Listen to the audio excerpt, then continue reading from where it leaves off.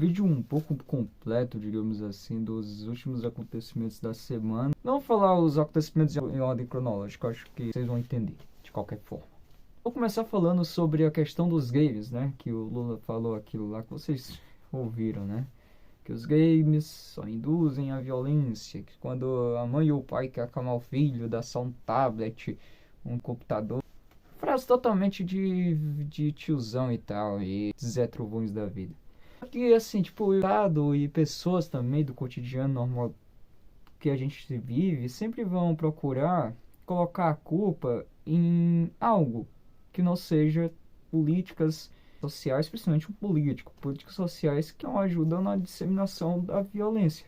Antes de existir o videogame, existiu a Segunda Guerra Mundial, antes de existir o videogame, teve a Guerra do Vietnã, teve guerra no Iraque. Lá no Talibã, vocês acham que eles têm videogame? Então é uma frase que a gente nunca vai sair disso, tá ligado? Tipo, a gente pode até sair se a gente tiver um governo mais liberal nesse sentido. Mas quando tiver governos de velhos aí, velho, que não entendem essa questão, vai sempre acontecer esse tipo de fala merda. A questão é que o ser humano, quando nasce psicopata, ele nasce psicopata. O psique também dele é formado e tudo. E cresce ali com um videogame na frente dele 24 horas. Ele é um psicopata, a psicopatia não tem cura. Ele tem que estar internado. É isso, cara. Tem que estar internado. Tem que estar longe da sociedade, que ele é um perigo. É isso. Por que não investir em segurança? É só isso, cara. Essa questão do videogame. Vamos pra outra. Inclusive, o próprio filho do Lula falou, né? Os netos e os filhos cresceram jogando videogame e nunca fizeram nenhum crime. Eu tenho minhas suspeitas. Porém, focar aqui, né? Segundo é sobre a CPMI do dia 8, onde invasores, agressores invadiram o Palácio dos Três Poderes, destruíram tudo, destruíram o relógio desde Dom João e muitas coisas históricas do país, patrimônios históricos do país. E tinha lá um ministro que foi indicado pelo Lula, que era amigo do Lula há muito tempo, e que medo acabou pedindo a demissão. A gente vê que isso é irresponsável, isso é criminoso, isso é improbidade administrativa. Inclusive o cara tava lá oferecendo água. Isso é tragicômico, cara. O cara tava oferecendo água pros invasores e tal, pros golpistas. Tava conversando de boa com eles. Talvez os golpistas não sabiam que ele era petista, não sei, eles sabiam. Tá muito confuso isso aí. Por isso que é necessário essa CPMI. Que houve o adiamento, né? Agora vai acontecer, se eu não me engano, dia 24, né? Dia 25, eu acho que é. E isso me preocupa de uma certa forma, porque esse adiamento só acontece por causa do Senado, que está nas mãos do governo de uma certa forma. Não está tão forte assim, graças a Deus. Mas o Congresso consegue ter uma base ali, eu citei no último vídeo, até um pouco mais inteligente e tal, de direita, né? E tal, que se dizem direita e tal, que com o Bolsonaro e tal, que é um bosta. Também só um adendo, teve lá o julgamento do Bolsonaro, né, sobre o Major. Isso aí faz tempo já, né? Eu espero que ele seja preso. É só isso mesmo, sobre essa questão do Bolsonaro. Também teve o caso do Bananinha, né, essa semana, onde ele foi pra cima do velho lá do PSOL. E, cara, o cara é preparado para ser polícia federal, ele vive a vida toda como político, não consegue se controlar em uma comissão. E não é a primeira vez que acontece isso do pessoalista, da oposição ao Bolsonaro, oposição idiota, né? Ficar usando a facada como argumento para poder tirar alguém do sério. E ele também, né? Principalmente, tirar ele do sério, principalmente. Ele lá e a cambada lá mais resiliente ao Bolsonaro, digamos assim. Ele foi pra cima do velho lá.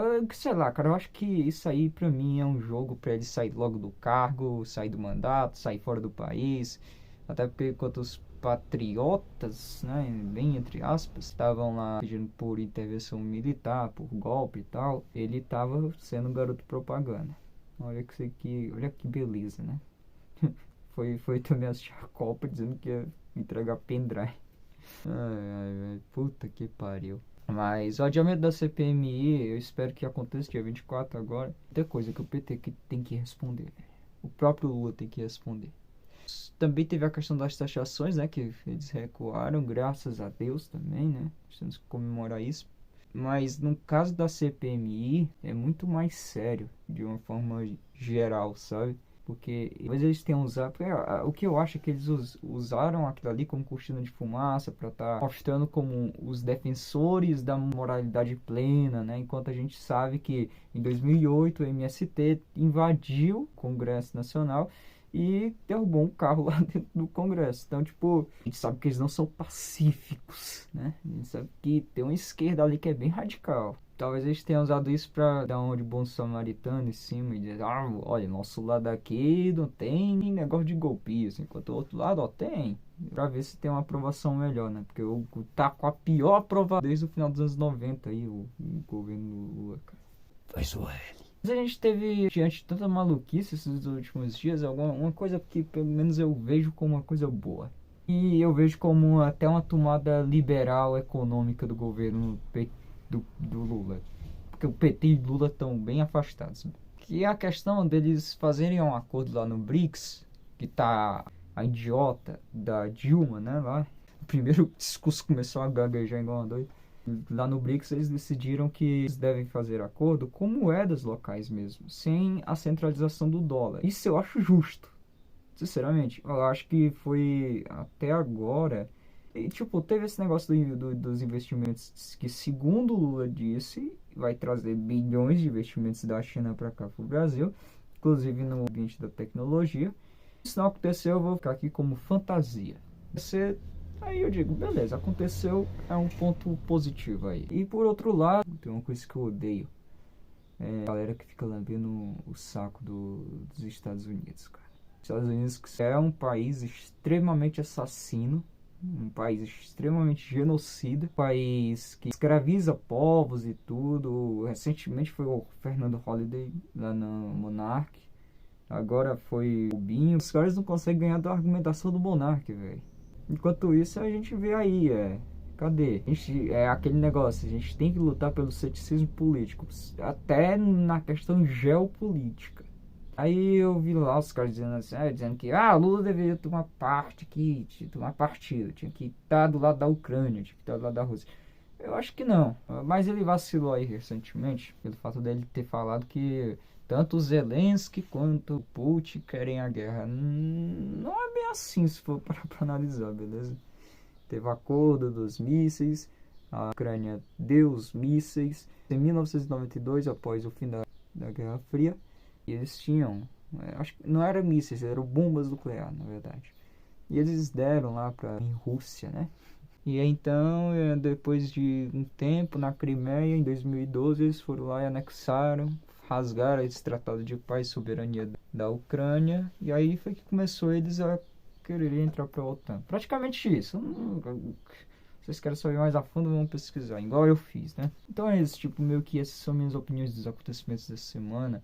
E só para salientar um pouco mais a questão de eu achar positivo esse fato dos países estarem fazendo negócios com as suas próprias moedas sem precisar da centralização do dólar, é exatamente a liberdade econômica com que vai trazer para esses países. A gente não pode ser, nem nós, nenhum país pode ser putinho de qualquer outro país. Igual a gente é durante a nossa existência como Brasil, pátria independente, até saudável assim para os mercados, assim, falando num contexto geopolítico. Como eu já falei, para mim ideologia é uma babaquice, é uma bobagem. Para mim o que vale são os fatos, são as coisas que pode ter de bom no liberalismo, no socialismo, no democracia. Para mim, sabe, pegar pontos positivos de cada coisa dessa, não meu Deus, porque os caras vivem tipo em Nárnia, sabe? Eu só quero pegar coisa de direita, não sei o que, então. Não, cara, vamos pegar coisas que humanamente são positivas, entendeu? Como, por exemplo, a descentralização do dólar como moeda única, praticamente, do mundo, para comércios. Principalmente os liberais, que não comentaram sobre isso. Eu não vi um vídeo aí sobre um liberal comentando sobre isso, que inclusive deveria ser uma pauta a ser defendida pelos próprios liberais, viu? Mas só teve isso de positivo até agora nesses mais de 100 dias de governo Lula, viu? Então tá bem foda e a gente tá entrando numa recessão econômica cada vez maior. Mas ué.